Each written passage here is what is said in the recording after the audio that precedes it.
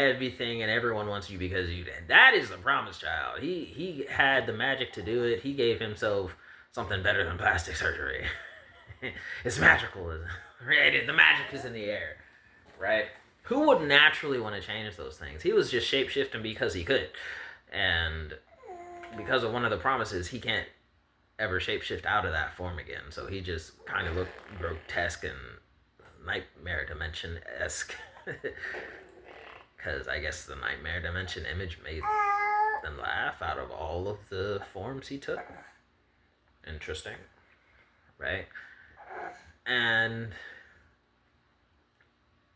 and so they go rattling off for a while, and we finally come to the actual promise that the girl wants after he does like dozens of self promises that basically restrict himself more than he could possibly realize. And the girl's like, okay, fine, I'll show you my face, but you have to promise me. Yes, that's exactly what I want. I want to make a promise to you. Okay, I got two then. Promise me you'll fulfill my next wish no matter what. Little girl, your wish is my command. I promise that the next thing you wish, I will fulfill it as no matter what, as long as I'm able to. If I can do it, it will be done. And if I can't do it, there's probably no one else in all of the existence that will probably ever do it. So it's totally fine. It's totally fine. The world will be destroyed anyway, right? What you doing? The world will be destroyed or some stuff anyway. It is okay. I promise you that your next wish will be granted, whatever it is. I promise. Now tell me what the promise is. Tell me what the wish you want. Tell me what you wish for. Tell me what you want. I promise to fulfill it. Yes, baby.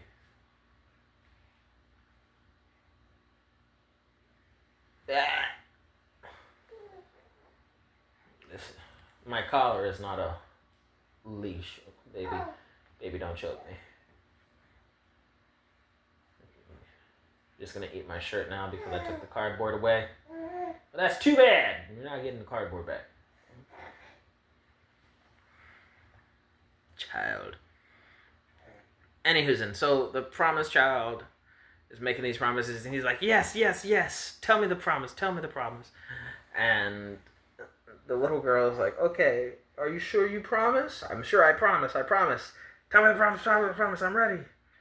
Child takes their hands away from their face, and you just see this lich-esque image of an undead face on this child who had their face covered this entire time.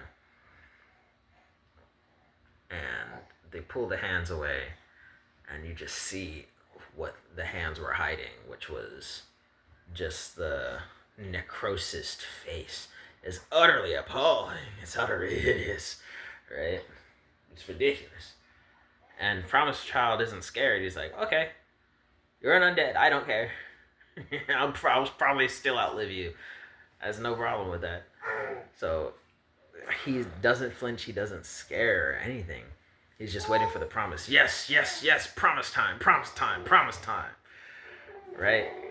So hyped up, so ready. Until he hears what the promise is, and he's like, what?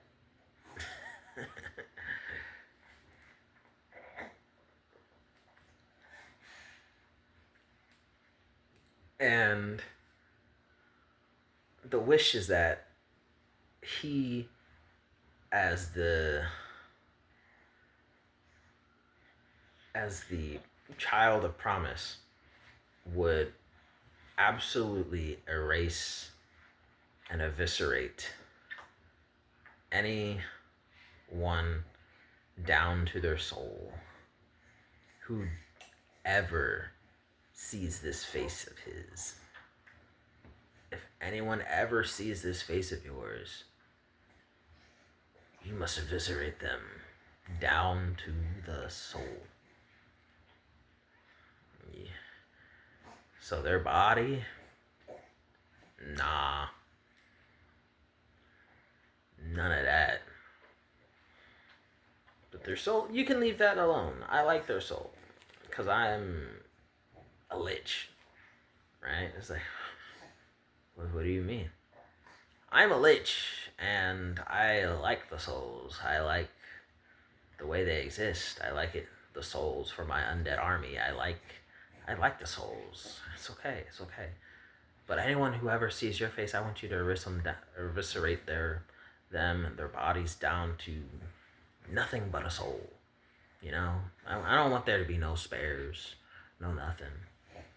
Okay. What good is that? Oh, you're on the way back to the promised land, right? You said that's where you're going right after you finish helping me, right? I want you to go eviscerate everyone who sees your face down to the soul. Okay. Okay? Anyone who ever sees your face eviscerated down to the soul. I want them gone. Because you already promised me when and where you was going.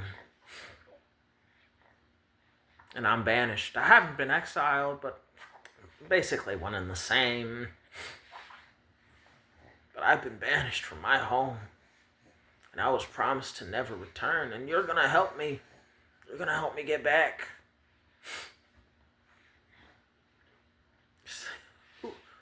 Who would want that to be so? Oh, let me.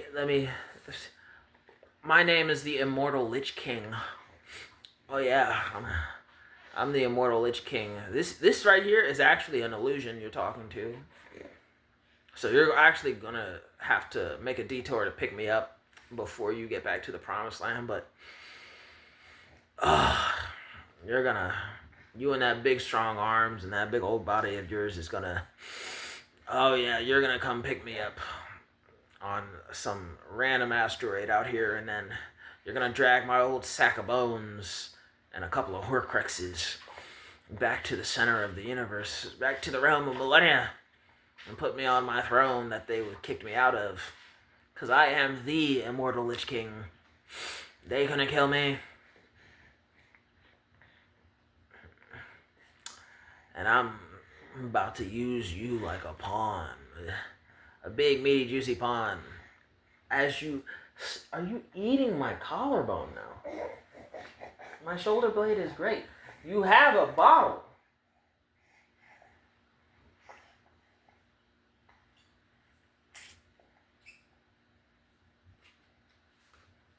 I feel like you're pooping on me.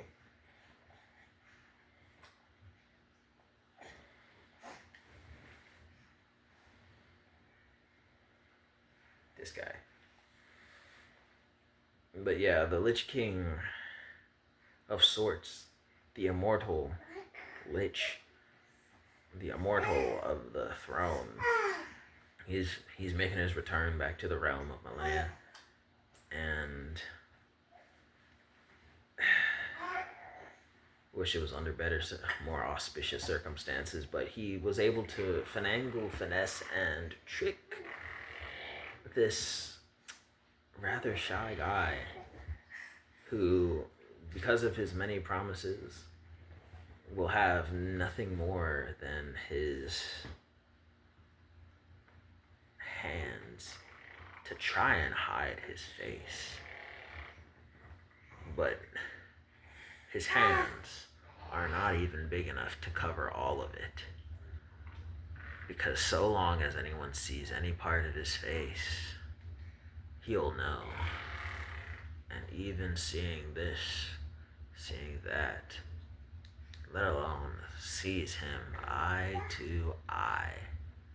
You know, those eyes are the windows to the soul. If anyone else's eyes sees you, not you, because we don't care about if they see your body. We want them to see your body. We want your body and your disfigurement to draw them in.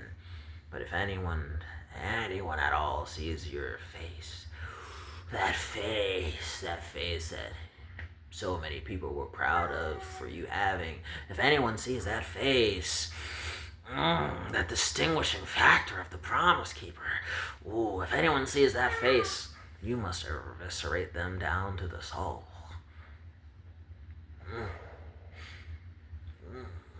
Shiver me timbers, right? Oh gosh.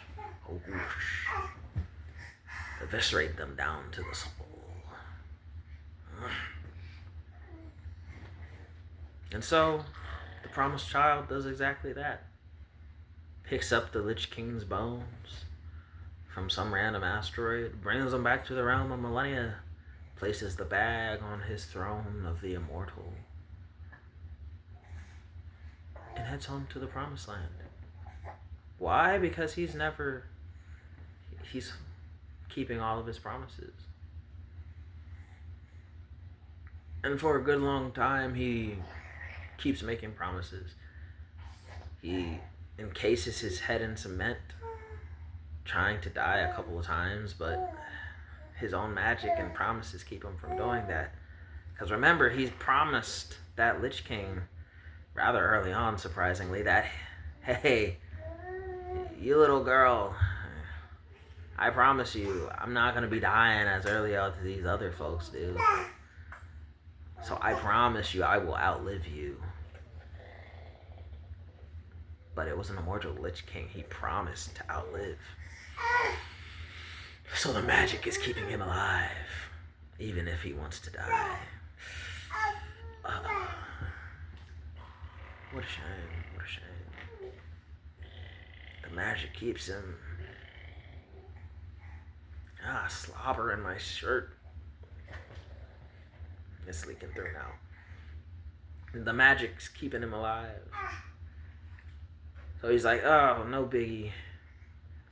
I'll just encase my head in some gobbly alien gloop that's harder than cement and thicker than oblique, right? No one can see past this, right? And I can make my promises. I'll figure out some other skills and such in order to live through and live past this and figure it out. But I can't stop making promises. Just give me a breathing hole and a mouth tube that allow me to speak through it, because I can't do it like this. I have to be able to make promises. It's my whole life. Promises. It's my whole family's life. We gotta keep our promises, right? And it all goes downhill one day when new upcoming kids in the Promise family of Promise Keepers come along and they're like, hey, we don't know how this guy happened, but we want to see his face. Because these kids know nothing of the horrors that happened when the Promised Child came home that first time. Have no idea how many have accidentally seen his face before he remembered he has to cover up. Right? It was traumatic, but hey, they were able to encase his face in some goggly goop and figure it out. So what they do is they chisel him out during one of his extended slumbers, right? And they gaze upon his face, and they're so scared they run away. They run away from his face because it's so horrifying. Not that it always looked like that, but after being that long encased in cement, being that long stuck in a position, it gave him, the Promised Child, a bit of a stuck face scenario, right? After being so long like that, hidden from the sun, his face was paler than the rest of him. After that long, ooh man. So they looked at his face and all of them were so scared they raced off to the different parts of the Promised Land, hidden, because they were horrified. They were traumatized from looking at his face. And while they were running away, the promised child is rather staunchly ripped out of his REM sleep, and now he's in a bloodlusted rage, while conscious, just uncomfortably so. And like, hey,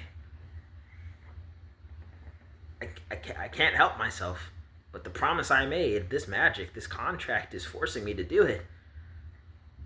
I got to eviscerate them.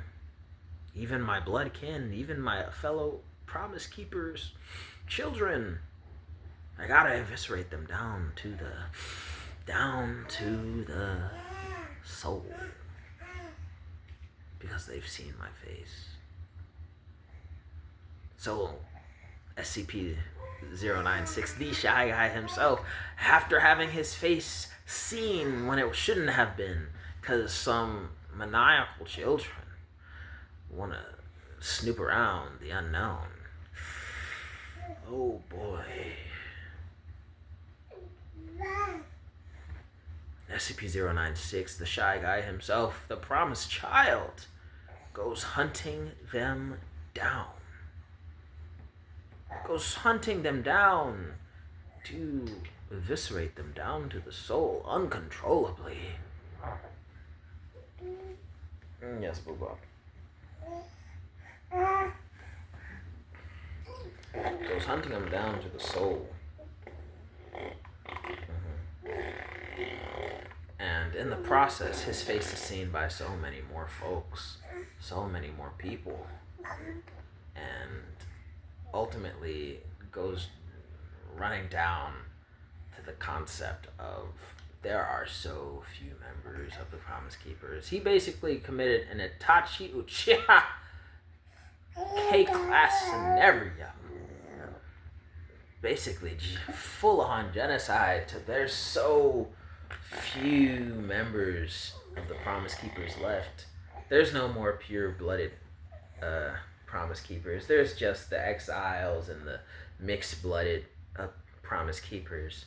You know, the genies, the jinns, those perverted bloodlines of the Promise Keepers. You know the demons and such who are overarchingly a ways away, going off living vicariously off of the old reputation of the Promise Keepers that will just never be the same.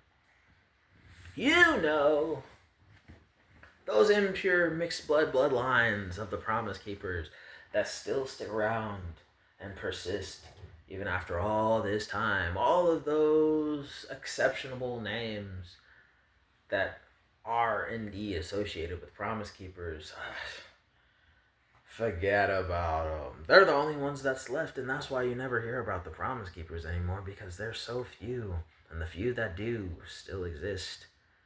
They're entrapped somewhere, like those of the Genie family branch line of Promise Keepers. Those are amongst the exiled, a particular kind of exile, trapped and enclosed in any kind of enclosements, trapped in lanterns, trapped within boxes, trapped within liquid casings and flasks, and like they're some sort of Horcrux themselves, if you know what I mean.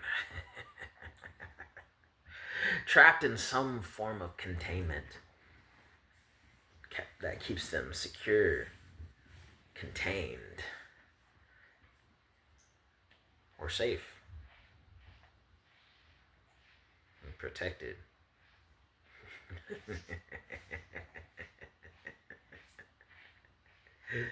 All those diluted bloodlines to the Promise Keepers are the only ones that remain because of the incident with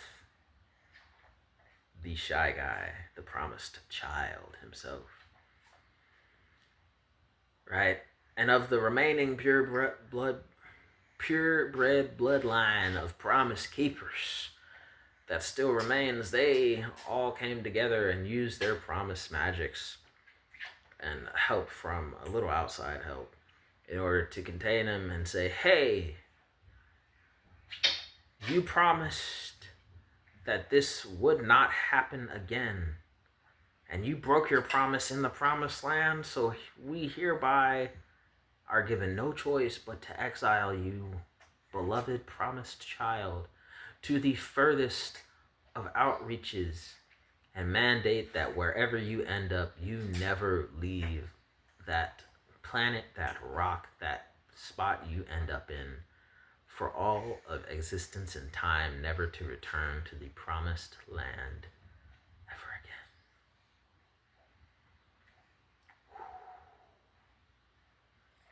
By golly, did it hurt. Little SCP-049. 49? That's my plague doctor. No. SCP-096. My SCP-096. The shy guy himself, the promised child. He goes and he gets banished. He gets exiled to the outer fringes of the universe and lands up on this dirty, dust-laden Earth somewhere in the Arctic. Right? And he stays in the cold, wandering the cold regions because he knows very few existences generally tend to culminate there, let alone the humanoid types that he'd be forced to eviscerate down to the soul. And that's how he ended up on planet Earth, crying perpetually,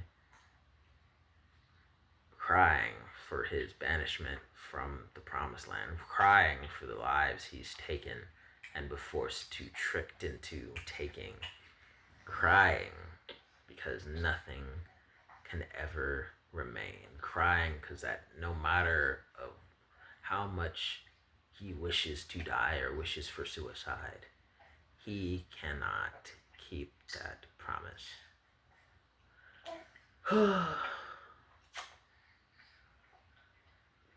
Right? And crying because he's broken a promise now.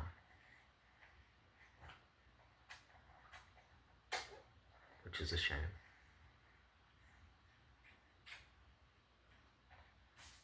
So, yes, there is that. That is the Realm of Millenia tie-in backstory for SCP-096. It's still just a headcanon for the Realm of Millenia.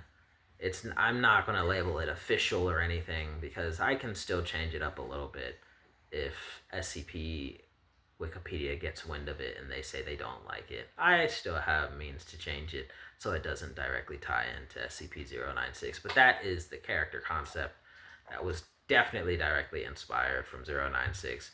I just can easily change up a few of the middle details and the finishing details in order to make it an entirely different character. I just really like that one the way it is because that's exactly where the inspiration came from. But this has been SCP-096, SCP invading the Realm of Millenia, and how it correlates. Yes, boo-boo. How did you open that tangerine, buddy? Did you get it in your eye? Is your eye? How was your eye? No, your eye is okay? What's wrong? Are you eating this? I think that's the skin, buddy. Don't put it in my eyes. What? If you like the video, go ahead and like the video. I will do a closing video. And I say, what? What did I do? What did I do? What did I do? I'll put you on a high chair, buddy. I'll get you a full one. Yeah, I'm gonna get you a new one. Yeah, I promise. Like the video, comment down in the comment section down below. Share the video for more exposure. Subscribe if you feel like it. Dislike the video if you don't. Peace, love, happiness, all the good things. Say bye. Nothing's in your eye, right? Oh, okay. Yay, bye.